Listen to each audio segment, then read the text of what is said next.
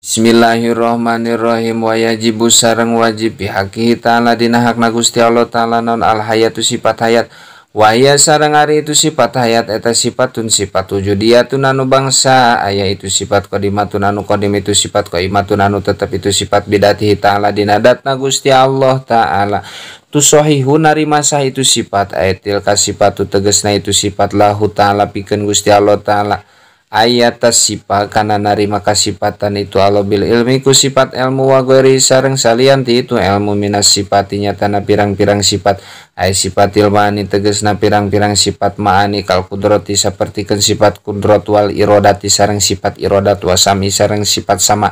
wal basori sareng sifat basor wal kalami sareng sifat kalam wa hayatillahi ta'ala sareng hirupna Gusti Allah ta'ala bidatihi kalawan datna Gusti Allah ta'ala. Laisat anu henteu itu dat eta biruhin aya ruh wadiduha sareng ari lalawananana itu sifat hayat eta al mautu maut bahwa ta'ala mangkari Gusti Allah ta'ala eta la ta'khudu teu keuna hu ka Gusti Allah naon sinatun nunutan wala naumun sareng teu keuna naon sare walayu aridu sareng henteu malawanan hu ka Gusti Allah naon fanaun ruksak wala mautun sareng teu malawanan maut wa dalilu sareng ari dalilna ala dalika kana tetepna sifat hayat aya subutil hayati tegesna tetepna sifat hayat lau ta'ala pikeun Gusti Allah ta'ala wujudul alam ayana alam wa tarkibuhu sareng tersusun aya alam eta anahu ta'ala sanyana Gusti Allah ta'ala eta lam yatasib lamun teu kasifatan itu Allah bil hayati ku sifat hayat lata sopa mana mangka narima kasifatan itu Allah bil maut iku maut walau kana sareng lamun kabuktosan itu Allah eta maitan anu maut lam yakun mangka teu kabuktosan itu Allah eta qadiron anu kawasa wala muridan sareng henteu anu ngeresakeun wala aliman sareng anu henteu uninga wa huwa sareng ari itu ada mutisopihi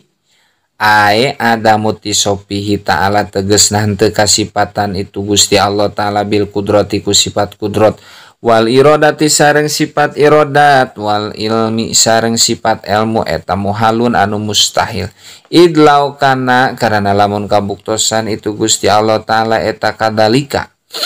nyakitu ada mutisopihi lam yujad mangka moal dipanggihan naon syai'un perkara minal alami anu tetep ti alam wa dzalika sareng ari itu lam yujad syai'un minal alam eta batilun anu batali annahu karena sanyana itu dalik eta hilapul hissi nyulayaan kana pangrasa wal ayani sareng karena kanyataanana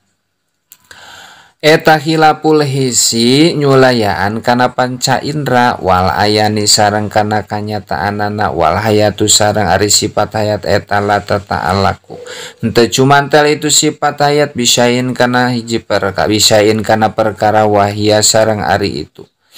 sifat hayat eta syartun syarat akliun anu bangsa akal itu syartin fi sifatil ma'ani anu tetep dina pirang-pirang sifat ma'ani yalzamu anu misti min wujudiha tina ayana itu sifat hayat naon wujudu sifatil ma'ani ayana pirang-pirang sifat ma'ani ma tegesna perkara ada anu ngalianan itu maha kana itu sifat hayat wa min adamiha sareng eta tetep tina eueuhna itu sifat hayat al aduwu ari awah